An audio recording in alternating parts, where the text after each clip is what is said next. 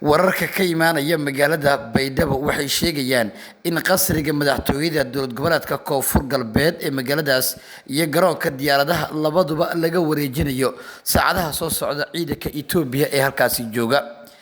Heshiis dhex maray dowladaha Soomaaliya iyo Itoobiya waxa uu dhigayaa in ciidamo gaar ah oo dowladda federaalka Soomaaliya ay ku qaaday diyaarado qaarkoodna safarkii dhulka ahaa ee Muqdisho ilaa Baydhabo galay in ay la wareegeen si buuxda amniga guud ee deegaanada Koonfur Galbeed Soomaaliya.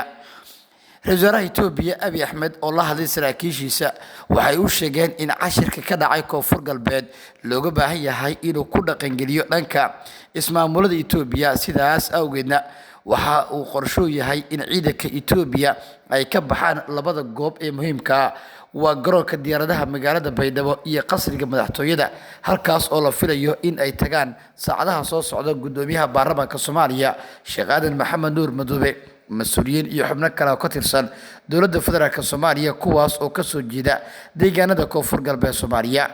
Saraakiil iyo xubno kala duwan ayaa ku waramay in saacadaha soo socda xubnahan ay gaari doonaan magaalada Baydhabo iyadoona munaasabad si hoose u qabsoomi doonta ay dhici doonto, taas oo ah in ciidanka Itoobiya ay baneen doonaan garoonka diyaaradaha magaalada Baydhabo ee Shaati Guduud iyo sidoo kale qasriga madaxtooyada. Marka ugu horeysa waxay ku hormari doonaan wareejinta dhanka iyo garoonka diyaaradaha magaaladaasi oo ah marinka ugu muhiimsan ee mas'uuliyiinta dowladda federaalka Soomaaliya halka ay ka soo galayaan. Geesta kale saraakiil iyo xubno kala duwan oo ka tirsan maamulka lafta gareen ee Koonfur Galbeed ayaa waxa ay bilaabeen in ay dib ugu laabtaan magaalada Baydhabo, kuwaas oo saacadii la soo dhaafay duleedka magaaladaasi u cararay doonayeen inay aadaan deegaano kale oo ka tirsan Koonfur Galbeed.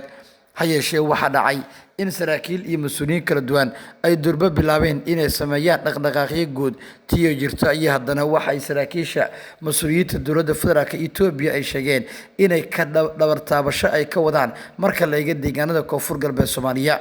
Itoobiya oo si dhaba u maareysay xaaladaasi guud ee siyaasadeed ayaa waxay wararka soo baxay tilmaamayaan in markii hore uu qorsho ahaa in Itoobiyaanka aanay u dagaalamin dhanka iyo lafta gareen, sidoo kalena Itoobiyaanku ay ka fakiraan qaabka ugu fudud ay ku sii joogi karaan deegaanada Koonfur Galbeed Soomaaliya walow uu jiro culays xooggan oo maamulka lafta gareen uu ka haysto dhinacyo kala duwan. Warbaahinta Xuraansi ayaa saacadii u dambeeyay waxay odoros iyo qiimeynba ku sameysay xaaladahan iyadoo sida hordhaca barnaamijyadeeni kuwan ka horeeyay aan idinku sheegnay in Itoobiya aan marnaba dagaalami doonin uu jiro heshiis Abiy iyo Xasan dhex maray ugu dambeynsa dhaqan gala arrintaasi ayaa haddana waxa wararka aynu helayno ay sheegayaan in ay ciidanka Itoobiya ay baneenayaan saldhigyada ugu muhiimsan ee dhanka iyo Baydhabo iyagoo aadaya dhanka iyo deegaanada duleedka dhaca. Dowladda federaalka Soomaaliya waxay xoogga saaraysaa in ciidamada shisheeye gaar ahaan kuwa Soomaaliya dariska la waa Itoobiya iyo Kenya in ay xakameyso galaangalka ay ku leeyihiin goobaha muhiimka xarumaha dowlad goboleedyada iyo sidoo kale goobaha kale ee muhiimadda gaarka u leh oo ay ciidamadan ay sii joogi karaan.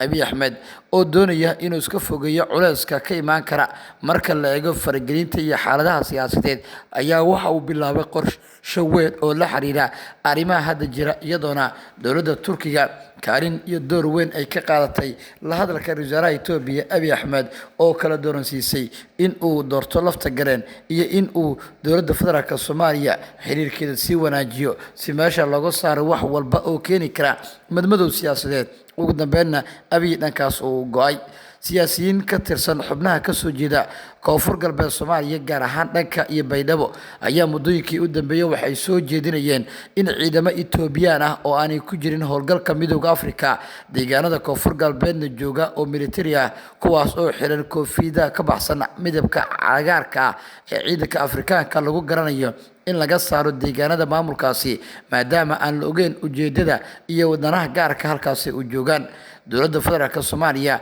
ayaa wada qorshe ay ku ururinayso ciidankii Itoobiya ay tababareen iyo ciidamadii kale ee xeryaha ku jiray si tababar gaar ah looga soo qaado dhanka iyo magaalada Muqdisho sida ay sheegeen mas'uuliyiin ka tirsan dowladda federaalka Soomaaliya. wasiirka dekedaha iyo gaadiidka badda xukuumadda federaalka Soomaaliya Cabdulqaadir Maxamed Nuur oo si gaar ah daha gadaashii ugu maamulayay howlgalka isagoo kaashanaya xubnaha furanta jiray ee uu ka mid yahay wasiirka wasaaradda xanaanada xoolaha Xasan Eelay iyo xubnaha kale ee ka soo jeeda koonfur galbeed oo ka mid yahay wasiir saadaad iyo xubnaha kale ayaa waxa ay sheegeen in ay wadaan dhaqdhaqaaq walba oo ay ku doonayaan inay ku cuuryaamiyaan danaha mustaqbalka dhow iyo kan fogba Itoobiya ka soo geli kara deegaanada koonfur galbeed.